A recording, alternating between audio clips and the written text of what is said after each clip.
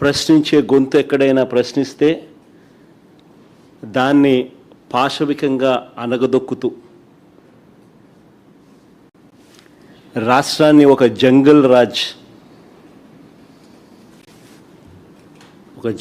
రాజ్గా మార్చిన పరిస్థితుల మధ్య ప్రజల గొంతు వినిపించడానికి ఈరోజు ఈ ప్రెస్ మీట్.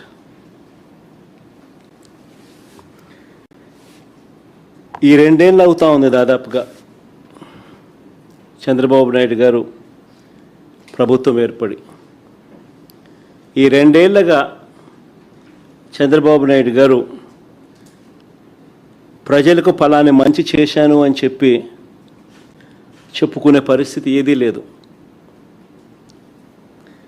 2 ఏళ్ల ప్రోగ్రెస్ రిపోర్ట్ చూస్తే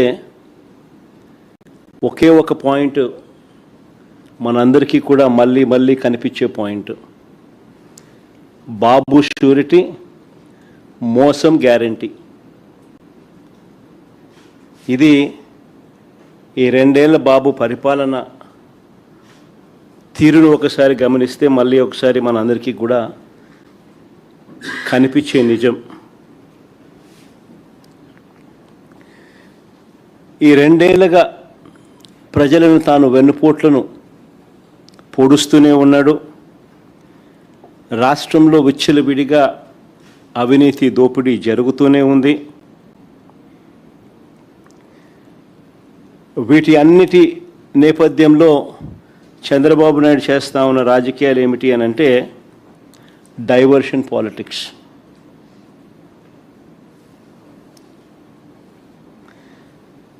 ఏ విషయంలో అయినా కూడా ఎవరైనా గట్టిగా తనను ప్రశ్నించే అంశం ఏదైనా బయటకు వస్తే వెంటనే ఆ టాపిక్ డైవర్ట్ చేసేందుకు వైఎస్ఆర్ కాంగ్రెస్ పార్టీ మీద, నా మీద ఇలా ఒక అడ్డగోలుగా ఆరోపణలు చేయడం, టాపిక్ను డైవర్ట్ చేయడం, ఇది మనం అంతా కూడా ఈ 2 ఏళ్ళగా జరుగుతూ ఉన్న script to screen play cinema చూస్తూనే ఉన్నాం.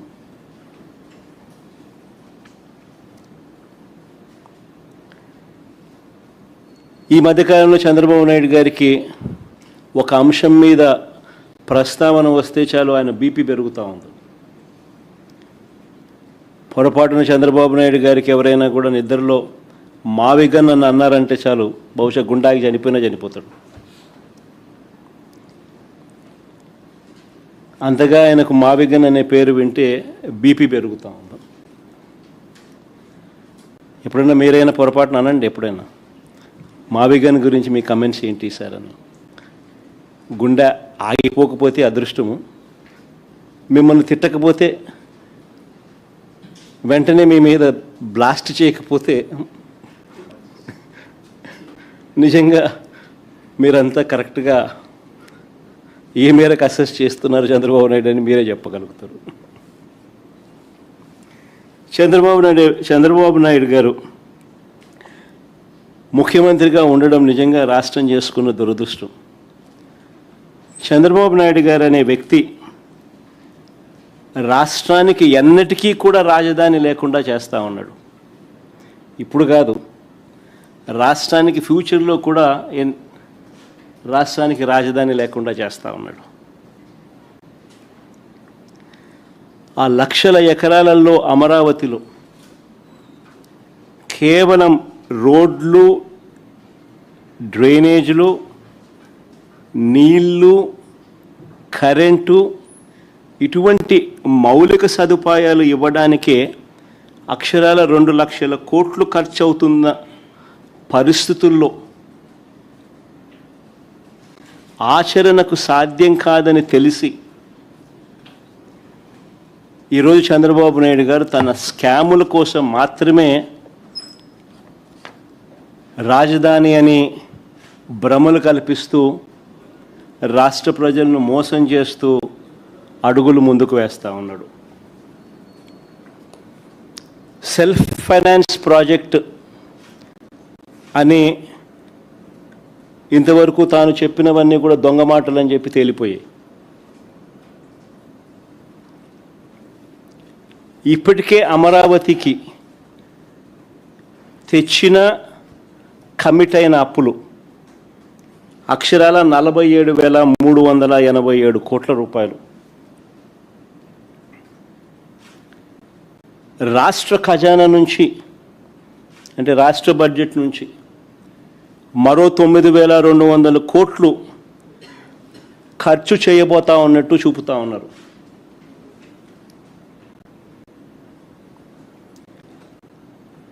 స్కాముల కోసం ఎందుకయ్యా రాష్ట్ర ప్రజల వెన్ను విడుస్తున్నావు అని ఎవరైనా ప్రశ్నిస్తే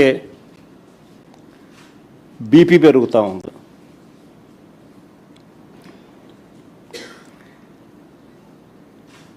ప్రత్యామ్నాయంగా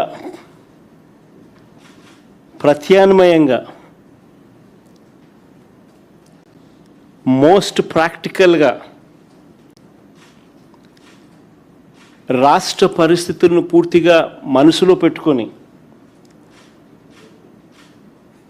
రాష్ట్రానికి ఒక రాజధాని ఉండాలి, రావాలి అన్న ఒక తాపత్రయంతో ప్రత్యామ్నాయంగా మచిలీపట్నం నుంచి విజయవాడ 70 కిలోమీటర్లు, విజయవాడ నుంచి గుంటూరు మరో 40 కిలోమీటర్లు, ఈ 110 కిలోమీటర్ల హైవేకు అటు ఇటుగా రాజధాని కారిడార్గా పెట్టమని మావిగన్ అని చెప్పి మేము ప్రతిపాదించినాం.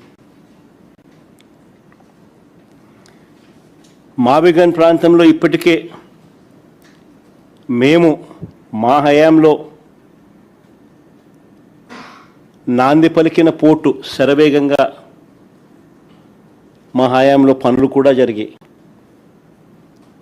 విజయవాడలో ఇంటర్నేషనల్ ఎయిర్పోర్ట్ కనిపిస్తుంది, 3 రైల్వే స్టేషన్లు, 4 నేషనల్ హైవేలు కలుస్తాయి,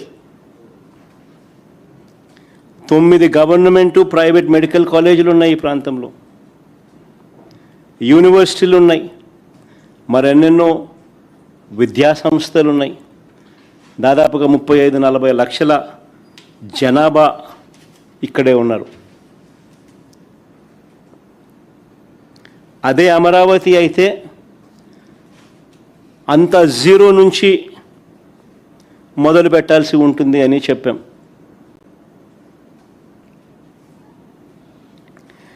మేము ప్రతిపాదించిన మావిగన్కు ప్రజల్లో నుంచి మద్దతు వచ్చేసరికి ప్రజలందరూ కూడా ఇది కరెక్ట్ ఆలోచన, చంద్రబాబు నాయుడు గారు స్కాముల కోసం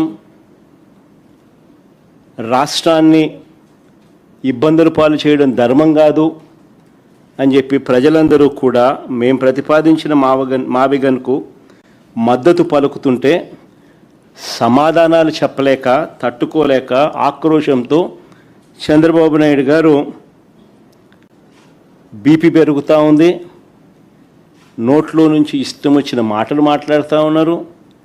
ఆయనే కాకుండా ఆయన మంత్రుల చేత కూడా అబద్ధాలతో బూతులు తిట్టిస్తూ ఉన్నాడు. ఇప్పటికే దాదాపుగా 1,200 కోట్లతో నిర్మించిన అసెంబ్లీ, సెక్రటేరియట్, హైకోర్టు ఇవన్నీ ఉన్నాయి. ఇప్పటికే దాదాపుగా 1,200 కోట్ల రూపాయలతో నిర్మించిన